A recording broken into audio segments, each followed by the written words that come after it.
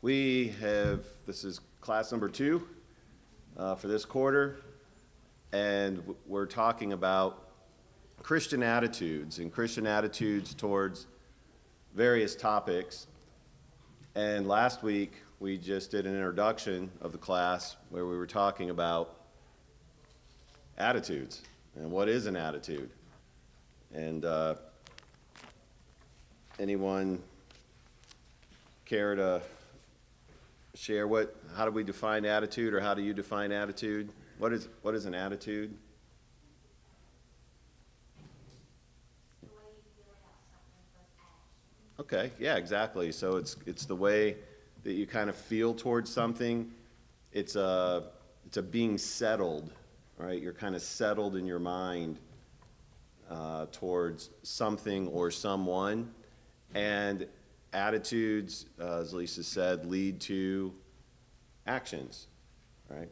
And so it's important that as Christians, we have an attitude, right? People say, hey, it's not good to have an attitude, but we need to have an attitude. We need to have an attitude towards, a certain attitude towards topics and situations in our life. As we've talked before, I mean, this life leaves no one untouched, unscathed, one way or another, and we need to be prepared. And the more that we can think about things ahead of time and kind of know how we feel about something, then when we're presented with it, we don't have to do all the thinking in the moment. And sometimes we just react, and those reactions aren't always helpful. We talked about a lot of different things, but this week I told you that we were going to talk about our attitude towards what? Sin. Oh, made me feel good. Somebody listened. Okay. So our attitude towards sin. And hopefully maybe, even if it was just 10 minutes before class or on your way in the car, maybe you thought about, so what is my attitude towards sin? First, what is sin? So when we think about sin, I mean, what is sin? Anything that separates us from God, goes against biblical teachings. Okay, anything that separates us from God goes against biblical teachings. Any other thoughts? We violate God's will. Okay. Or we fail to do God's will. Okay, we violate God's will, which might be an action where we actually, or failing to do something when we should. What's something that maybe we should do that we would fail to do? Evangelize. Okay, evangelize. Speak up when something's wrong. Anything you don't do is wrong. To pray, to forgive, to to what? Trust. To trust. Okay. Not only actions, Okay, and our thoughts, right, which create our mindset. That is our mindset, our attitude towards things. Flip over to 1 John 3:4. 1 John chapter 3, verse 4. Someone catch that? What's that say? Whoever commits sin also commits lawlessness, and sin is lawlessness. Okay. So, sin is lawlessness. It goes against the law, right? It's no law. Sin it has no respect for law. Have we seen what that looks like? Do we see that even in our country? every day. Like where people, we have, it seems like, I don't know, but it seems like we have more and more people who have no respect for law, right? They are lawless. They live a more lawless life. They don't want to follow law. And sin is having that type of an attitude towards God's law.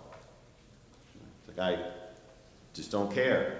And as blatant as people are, even in our society, sometimes we and others are as blatantly rebellious towards God.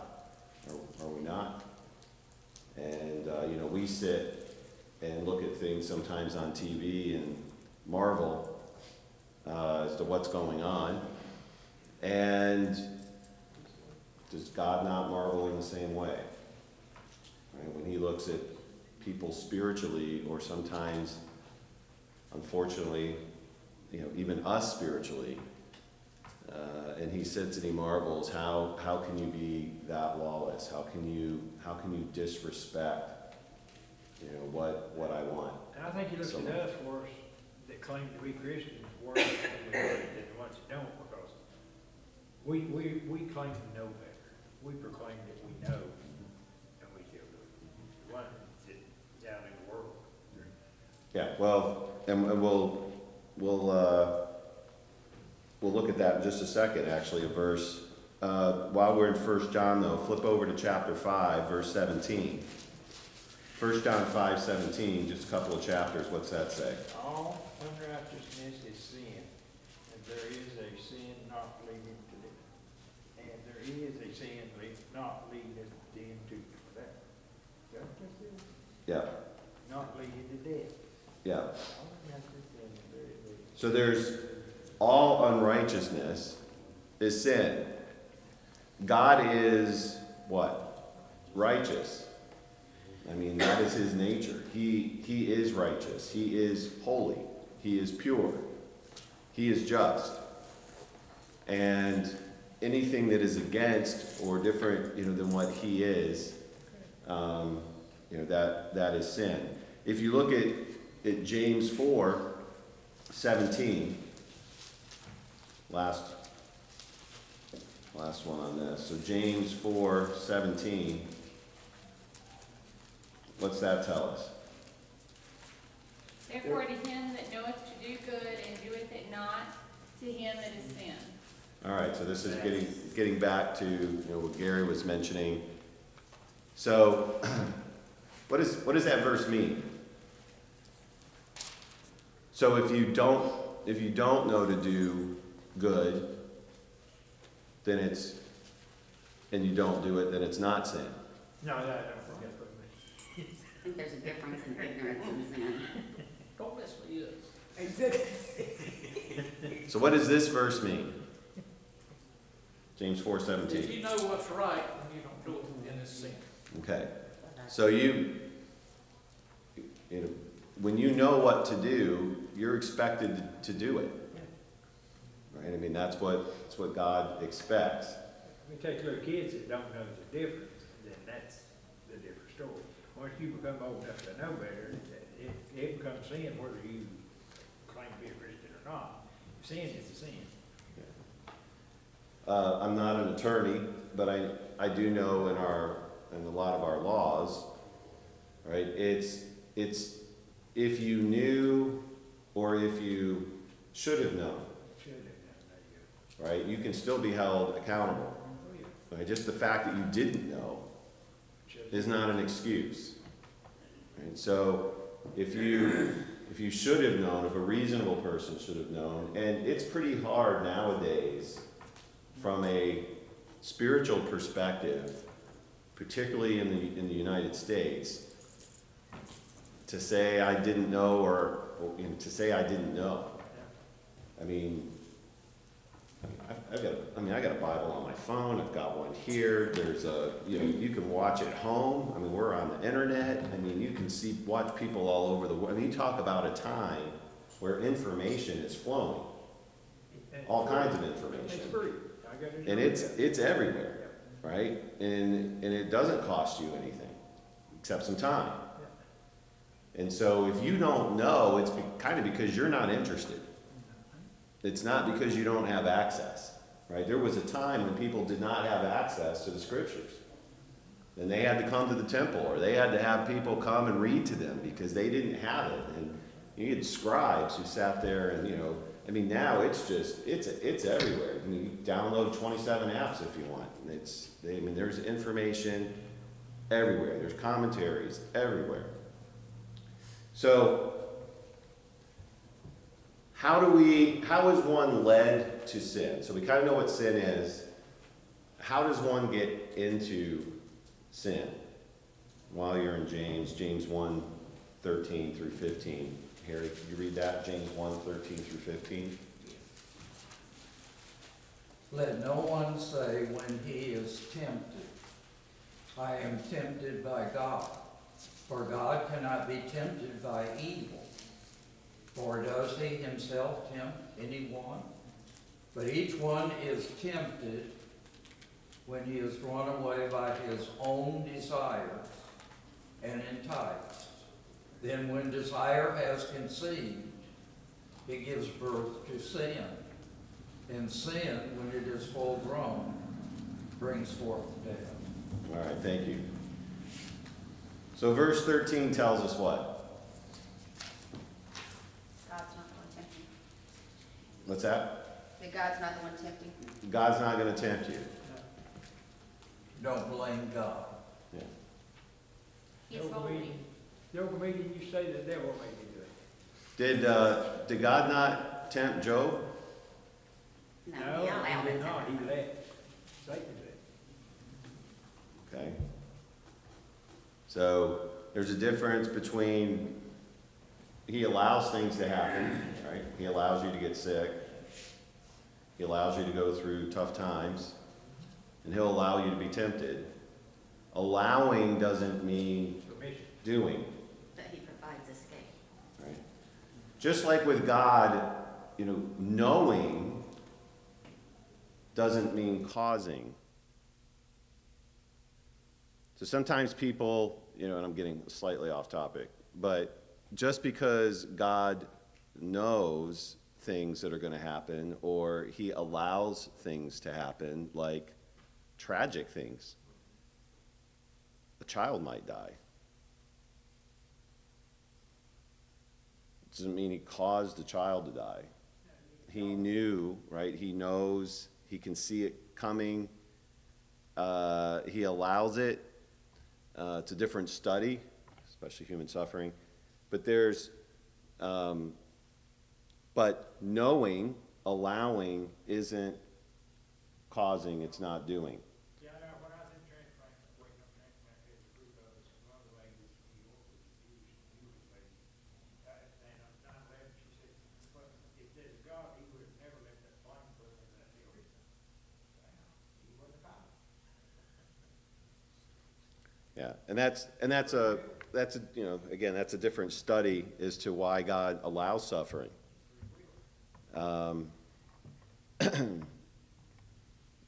And there's some hints in there around, look at Paul. I mean, he allowed Paul to suffer, and Paul prayed 3 times, right? That his thorn in the flesh be removed.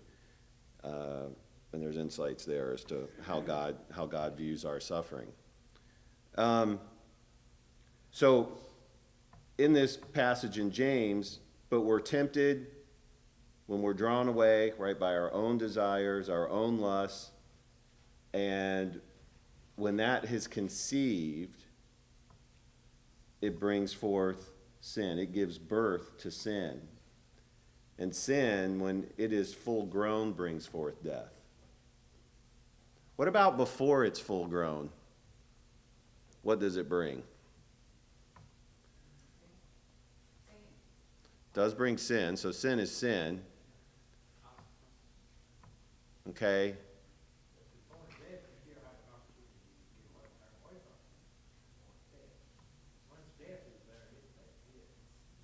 What are the characteristics of sin? So when you think about sin, what are some of its characteristics?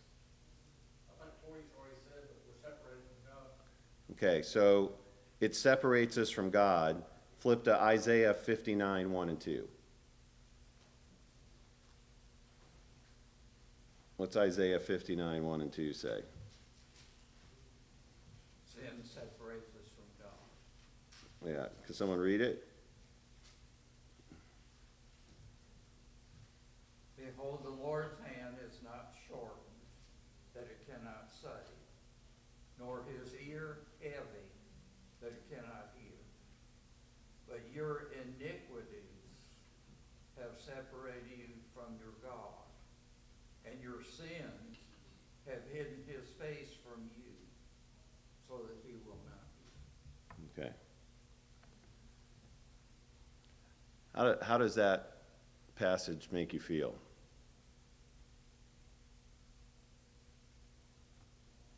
I don't want to sin. Why not? Sin as God does. When you look at sin as God does. Why do you say that? It separates me from God. And in God there is peace and joy and love. And who don't want that? I live a part of my life without that peace, joy, and love, and patience, kindness, and goodness, and faithfulness, and gentleness, and self-control. Who don't want that? Once you have tasted and seen how good God is. And so now, if I sin, I feel so badly because it does hurt God. When you read through the book of Jeremiah, through Jeremiah, God is pleading with the people, come back to me. And I cannot read that book without crying. And I say, Lord, please don't help me not to stand against you, because I know how much it brings about pain in you. And so when you have that attitude, you don't want to sin. You abhor sin. Did I say that word right? A-B-H-O-R? Abhor. Yes. Yeah. And you mentioned the things that you don't have when you're separated from God. So when you're in that place, how is your life? When you're in a sinful place, I mean, is that the high point for you? It can be exciting and pleasurable, but then there's chaos that follows. It's chaotic. Okay. Yeah. Sin's it's like a banana. It's very slippery. See, you're gonna remember this. See? Oh, this just hit me. Okay, it's like a banana. You know, you peel the banana. How long does it take before that banana starts turning brown? Yeah. It's not long. All right. You leave a banana. I mean, it doesn't take long. All right, and it starts turning, and it's kind of how sin is. Yep. But people in the world don't realize that they're living a good life in their opinion, the way they want to. I'll do what I want when I want, and when the time comes, I'll be right back. It don't work that way. You don't know when the time's coming, number one. Yeah. Well, yeah. I'm actually going to challenge that a little bit in a minute, because are they living the good life? In their mind, yes, they are. Well, but even in their mind, are they living the good life? So how happy are people? How peaceful are people? How all these people that are living the good life, what's their depression rate? What's their suicide rate? What's their anxiety levels? What are their, right? When you start looking at people in the world, people without God, right? And this is what I want to challenge. Go ahead, though, make your comment, Sandy. Go, You've been called on twice. that's all right. Go ahead, Sandy, and then I'll come to you, Doug. Just contrasting what Regina said and Sherry, Sherry said it's pleasurable. I think as Christians, it can only be pleasurable really when you shut off your brain and heart. Because as Christians, if you put in Christian for any length of time, you know what Regina said. You know the goodness of God, you know the blessings. And when you engage in sin, it actually really doesn't feel good because you realize usually it doesn't even have to be until you're past it. You realize in the moment, you're violating your conscience, you're separating yourself from all these good and wonderful things you know. So, if you can shut all that off, and people do, they numb themselves out, and that's one of the things sin helps you to do, is to numb out your conscience. Okay. Doug, you have a comment?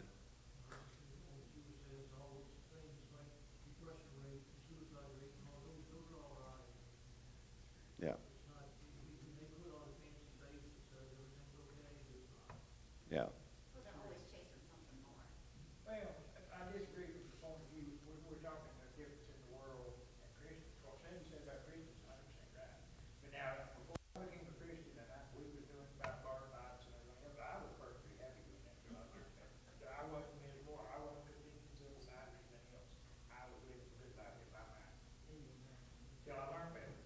So no, there's a difference in looking at the world and looking at the Christians. Yes, as a Christian, same you, they're all hated, exactly. Okay, But all right. I'm not convinced still.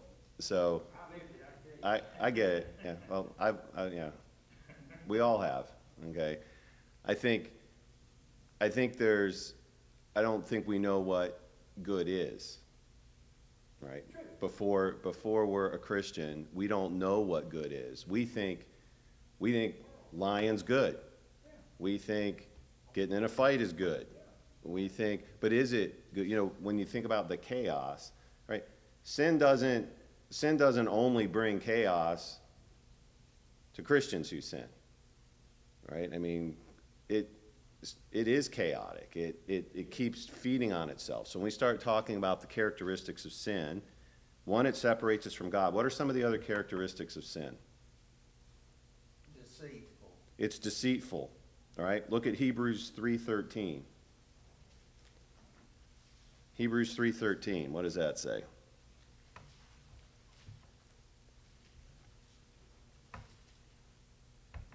But exhort one another daily while it is called today, lest any of you be hardened by the deceitfulness of sin.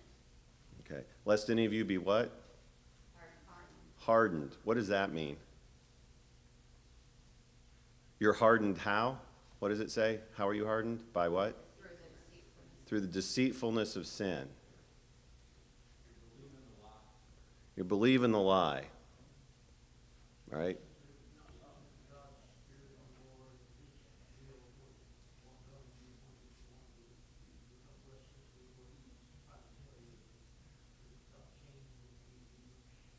Yeah. Sin. Sin is enslaving and controlling.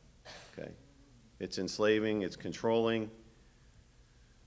When you think back in the garden, Adam and Eve, serpent, did they not want to believe the serpent?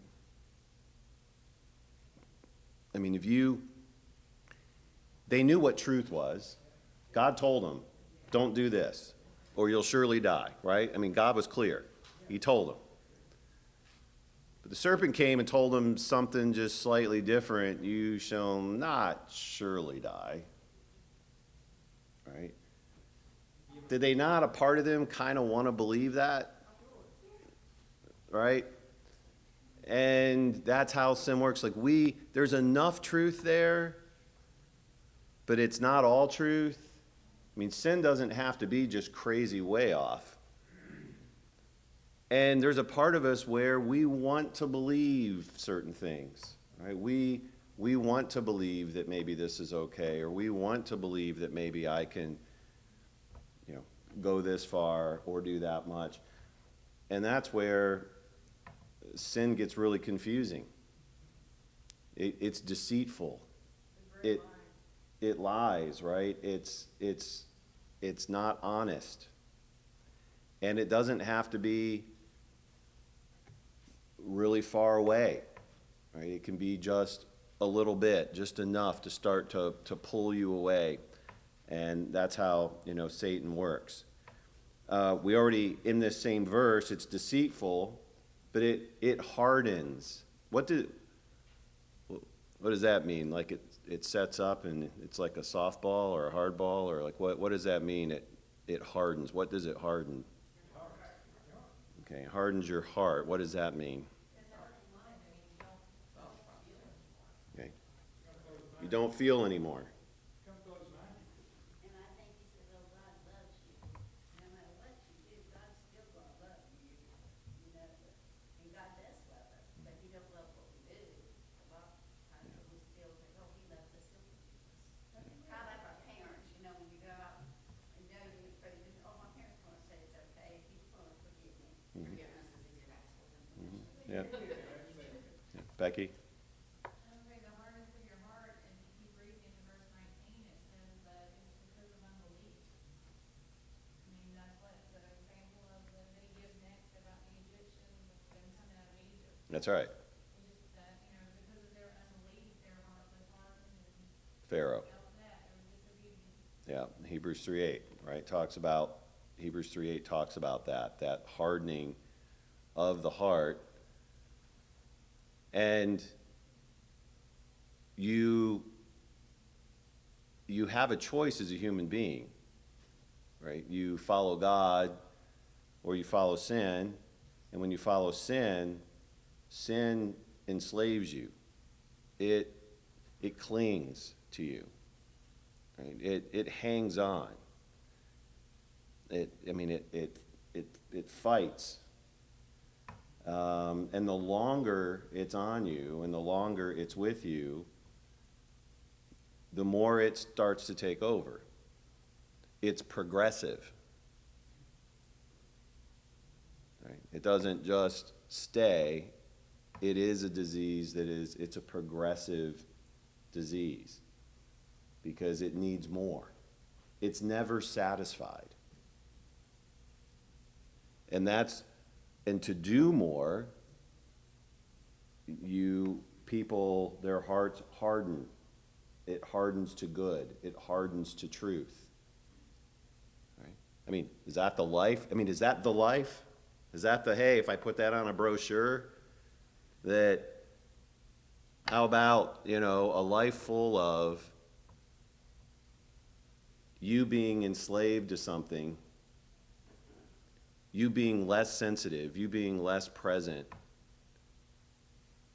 you having less of a capability to love, to engage,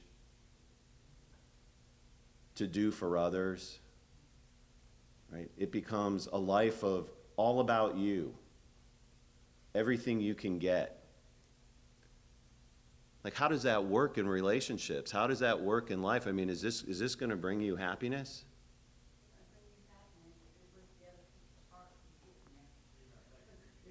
Does it bring you happiness? It doesn't bring you happiness. It doesn't bring you happiness. Sorry. Something's on my mind, I was gonna keep it to myself, so I thought about the amount of people in this room that this applies to. With reading this, a different kind of spin on it that's hitting me is, as first responders, we deal with people's sin every day. We are there, whether it's fire, EMS, police, because something bad has happened, whether that's that choice or an incident or whatever. And in that, we become exceptionally hardened. Exceptionally hardened. Why am I doing this? This world is run. I mean, my job in particular is just constant. Over and over and over. Everybody deal with making horrible decisions, living in a horrible place, talking them out of whatever. And we can become very, very hardened because of other sin. Now, psychologically, the secondary trauma, we won't get into that. But the secondary sin, that's all I see. Is God coming out of this? Is God, where is he? And we can become hardened to our, because of the sin that we see, lose our faith and trust in God of, when are you coming back?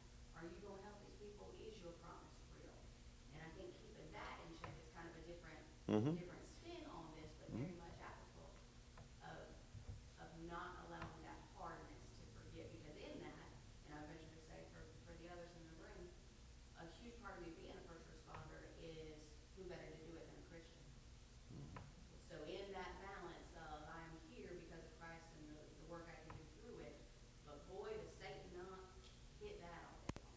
Well, yeah, because he's in that environment, right? When you see it every day, the whole idea of fellowship and engagement with the church, that they have fellowship daily, right? They did in the first century with one another. I mean, think about who you're putting yourself around every day. Every day, every day are people who are striving to be what you're striving to be like Christ, to be more and more.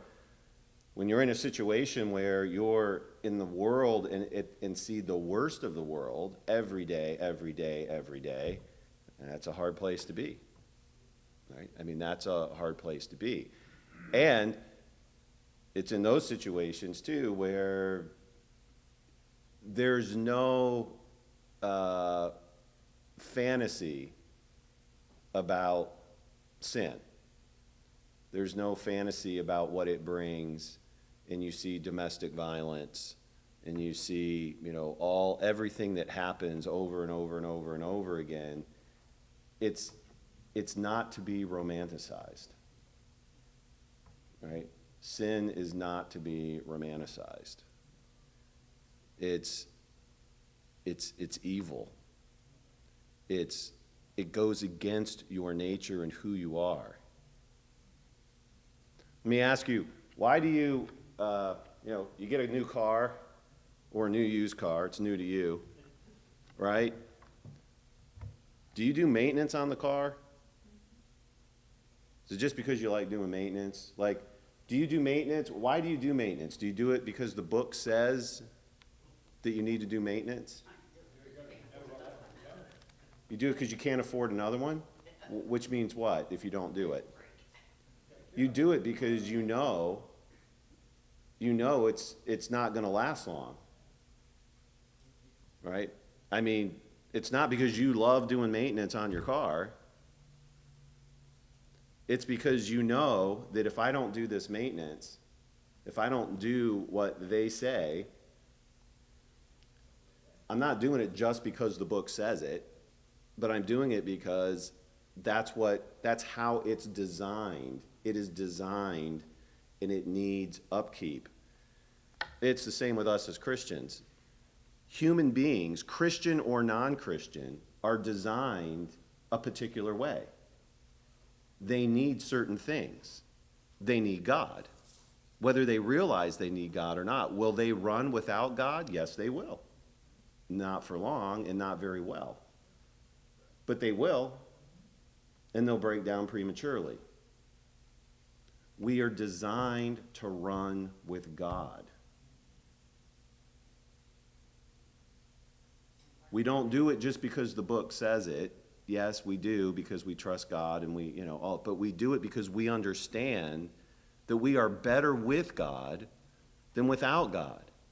And my concern is that so many times, I don't know if we all believe that all the time. If we really appreciate the destruction of sin, how awful it is, how detrimental it is to families, to children, to countries, to generations. Are any of you suffering from anything that someone in a previous generation did? I bet you are.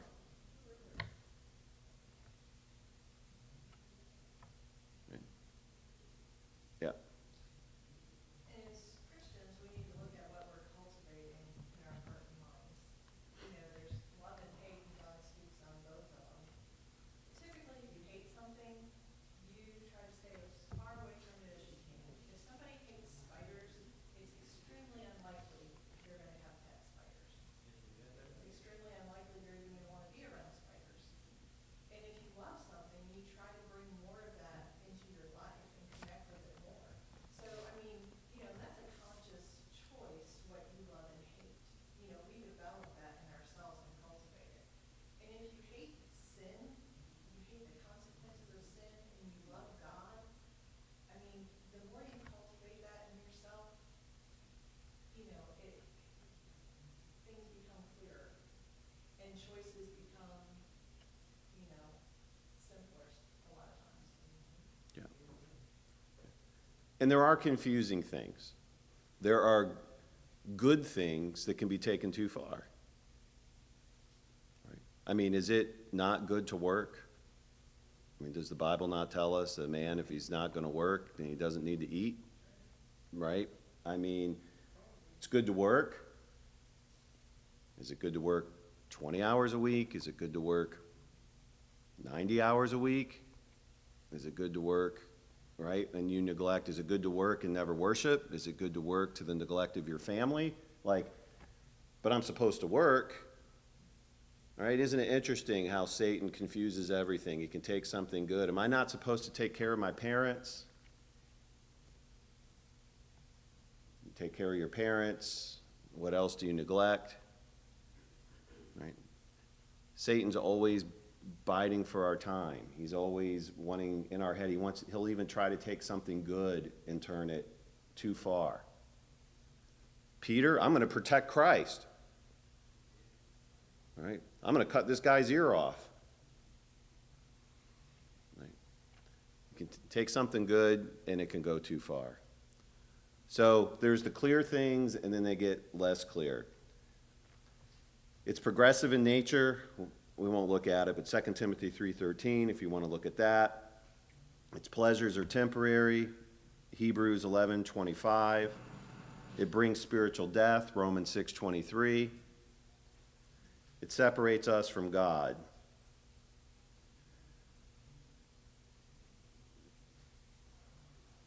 I've already asked this question, but how should we feel about those who are in sin? When you think about people in sin, how do you feel about them? You have to love them. I got a friend I grew up with and went to school with, he's been my best friend all my life, and he's not a Christian. And I talked to him this week, I couldn't talk to him, and I always try to leave him with something positive about it. His wife goes to church and he's down for his faith. You ought to go one time and see what it's like.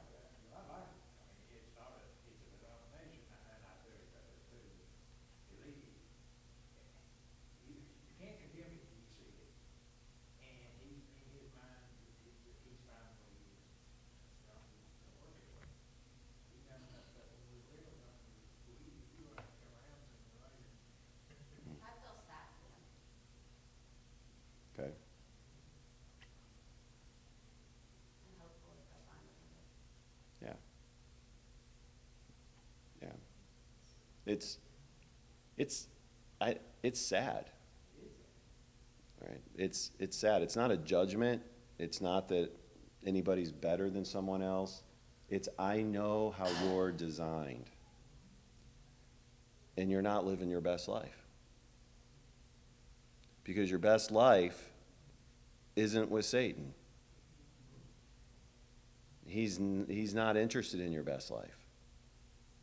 Your best life is walking with God. That's how you're made. You're His. He made you. He knows what you need. He knows what you need emotionally. He knows what you need physically. He knows what you need spiritually. All right? We shouldn't look at people that sin and say, boy, I'm trying to do what's right. I'm living this boring Christian life. And they're out there living it up. And just doesn't seem fair. But I'm headed to heaven is my goal. And, we need to really think about how we look at the activities in the world.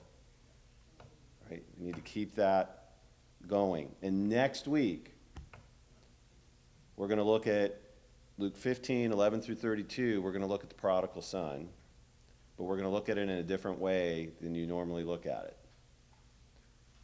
Okay? And we're going to look at what happened. We're going to look at the life of the younger brother in this parable. And then I want you to look at the older brother.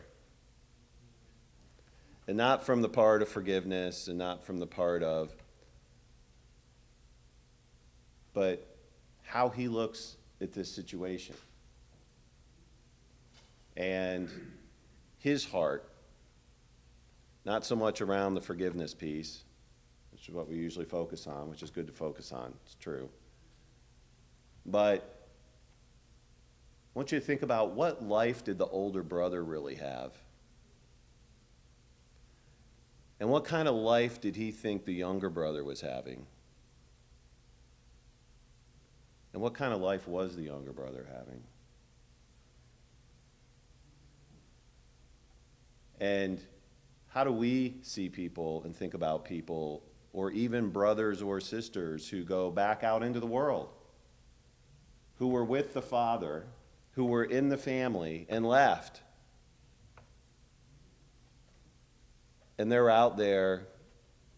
And how are we, when we're here working still in the kingdom, in the family, what are we thinking about them while they're out there whooping it up? Right? So next week, we'll take a look at that, because we have 2 minutes. Any other comments, questions on anything?